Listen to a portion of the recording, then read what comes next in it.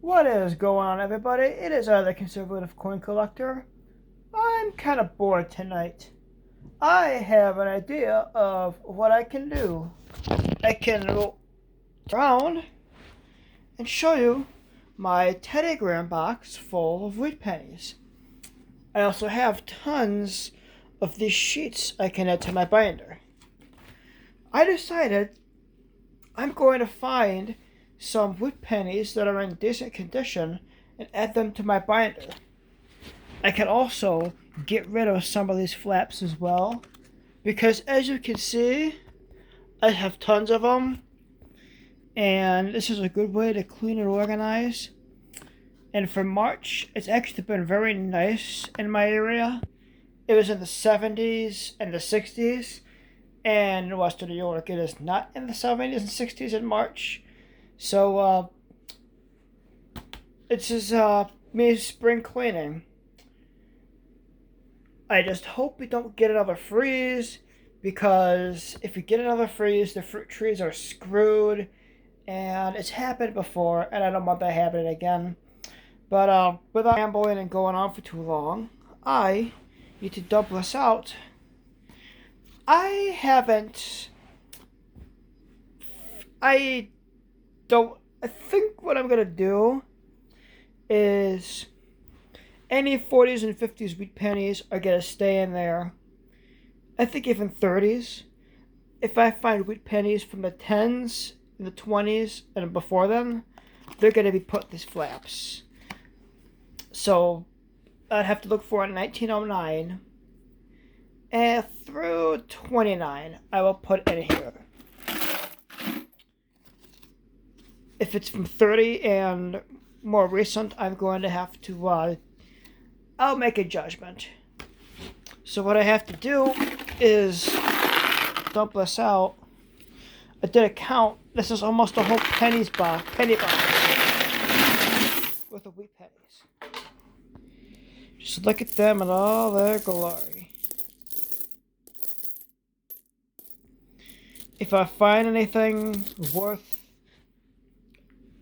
putting in my binder, I'll have to let you know, but I gotta hunt them, and this would take forever on camera, so I'm gonna go what I call Rob Finds Treasure style.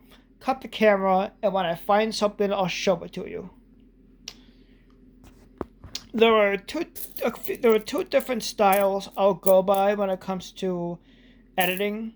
There's the Rob Finds Treasure style and the Quinn's Coin style. What Quinn's Coins does is he has these 45, 50-minute long uncut videos versus Rob Finds Treasure, cut into more, I'd say a more digestible video, but I love watching both their content, so I have to see how long this video turns out.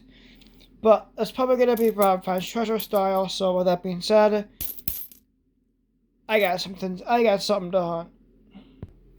Going through handfuls, just going through my first handful, I don't care what condition they are. If they were minted before 1930, they're going in my binder, because they're just too old and too good to just be in a pile of essentially just junk copper wheat pennies. And 1930 was 94. Let's see, 1930 to 2020 was 90 years. So I think we're going 94 years, going on 94 years. Hold on, I have to do a little bit of quick math in my head. I was right, 94 years. Which I can't believe 1930 was 94 years ago. I remember when 1913 was 94 years ago, so it's crazy, but if it was minted pre-1930, it's going in the coin binder, regardless of what condition it is, because they're just too old and too valuable. I need to look up what the value is of these coins. I'll do the same with all the rest of the ones I find. And it depends on if I find the rest. I could find the whole spectrum, but I need to do a little bit of research here. after looking it up, these two pennies are like 25, like 10 and 20 cents respectively, so they're not worth all that much. But they don't have to be worth anything monetarily for them to be special in my heart, so that's why they're going in. It doesn't have to be worth anything monetarily for the coin to be special in your heart, so if you have that particular coin or collection, just you do you. That's how I see coin collecting. To show you my process, I have all the unsearched ones on my blanket here. And so I have more light, I search them on my desk. Go year by year, and all the years of coin roll hunts I've done, and actually going through my full coin roll hunts where I open up coins at work, I've gotten pretty good at identifying stuff. It's funny when I'm at work and I have to open up a new coin roll. Obviously, I don't take anything. I just do the hunt, and if I find something that looks like it's worth a couple of cents, I just I put it back in my drawer, because I am a coin roll hunter, not a thief. I could ask, if it was a penny, I could definitely ask permission, or if I had a penny, take a penny, leave a penny. But anything else, I'm like, nah, just, it's best to, even if it looks like it's a $1 million coin, just leave it in the drawer, and everyone will be happy. Ran over, years I gotta look for. Okay. After the second handful, I found a 1920 and a 1923. 1920, nice, even solid year. 104-year-old penny, which, if I must say, this penny actually looks pretty dang good for 104. You could definitely tell on the back it's old because of the wheat stalks and how worn out they are, but if I looked this good at 104, I would be quite happy. Oh, and here's my 1900 Barber $50. I just haven't put it away yet. My whole nightstand is a mess, but I'm working on it. I did spring clean a whole lot a couple of weeks ago, and now that it's nicer out again, I gotta go through my homeroom once again. But that's an off YouTube thing. Alright, next handful. Put it on the desk, and, well, you know the drill.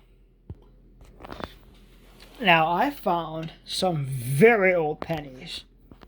A 1917, a 1919, a 1920, and probably the oldest penny I'll find tonight, a 1910. 1910.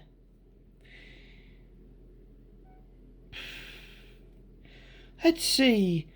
What was going on in 1910? That was way before I was even born, so I have no idea.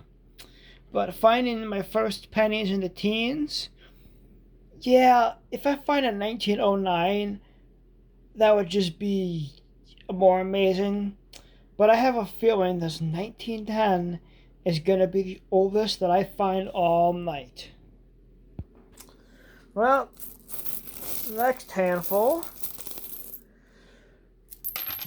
Whoops, that was a horrible landing. Luckily, the pennies just landed on my bed. But I got some pickup work to do, and again, if I find anything, I'll let you know.